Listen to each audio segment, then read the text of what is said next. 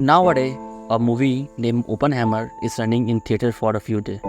People are liking this movie and its character Oppenheimer is being liked a lot. Many things are being researched about him. Let us know some special thing related to about Oppenheimer. Christopher Nolan's films Oppenheimer remain in discussion. This film has been released in Indian cinema on 22 July and ending fast. The world's first atomic bomb was tested on 16 July 1945. Its codename was Cape Trinity. It was commanded by scientist Julius Robert Oppenheimer. Julius Robert Oppenheimer was born in New York, USA on 22 April 1904 in a Jewish family. He was very smart and studied since childhood. At the age of 18, Oppenheimer took admission in Harvard University. After graduating from there, he started studying at the famous Cambridge University of the UK.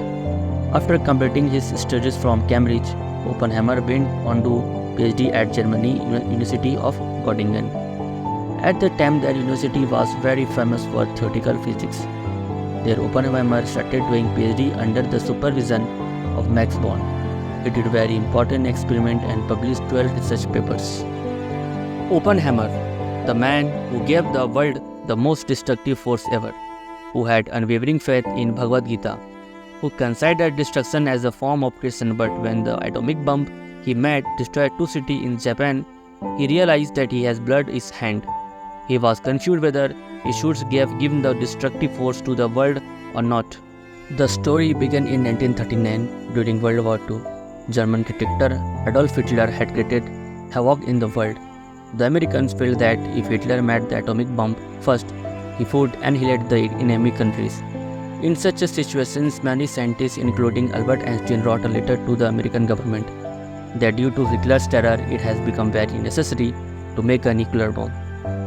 With the consent of the US government, work began on the creation of the most destructive bomb. With the Manhattan Project, a team of eminent scientists, including Oppenheimer, was formed, whose task was to find out whether the atomic bomb could be made or not.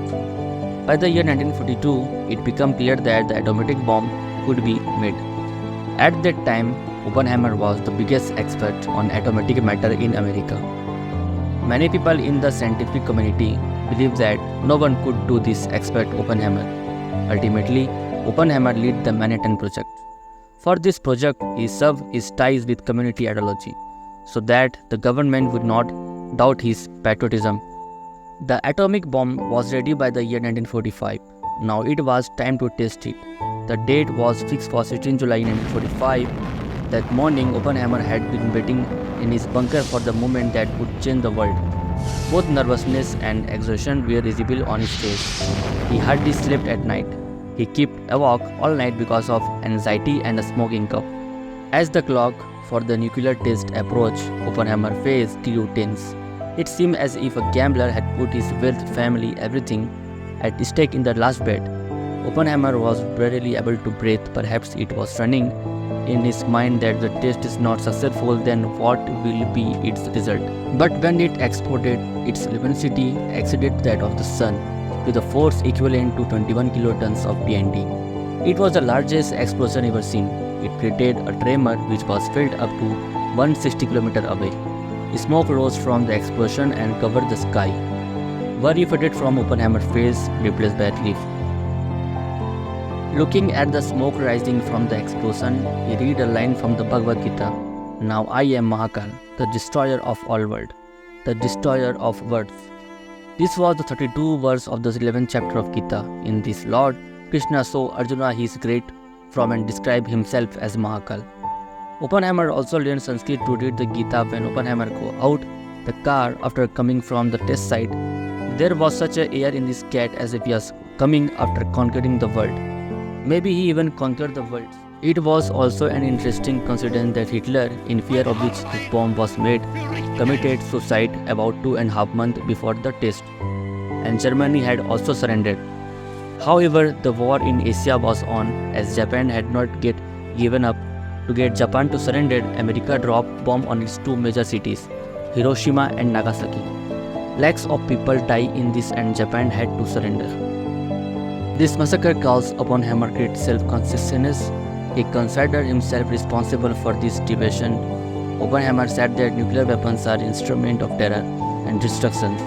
They even called making weapons that work of the devil. Oppenheimer's perspective may have changed after the atomic bomb was built and dropped on two Japanese cities. After World War II, he gained responsibility in these atomic energy commissions. There he argued against the development of the hydrogen bomb and other weapons of mass destruction that his success had paved the way for. In the last decade of his life, Oppenheimer seemed to oscillate between a fine line. On the one hand, he was proud of the technical achievement of making the bomb, and on the other, he felt guilty about its ill effect on mankind. However, he also felt that if the atomic bomb had not been dropped on Japan, perhaps more people would have been killed, because then Germany and Japan were not going to stop with their race to take over the whole world.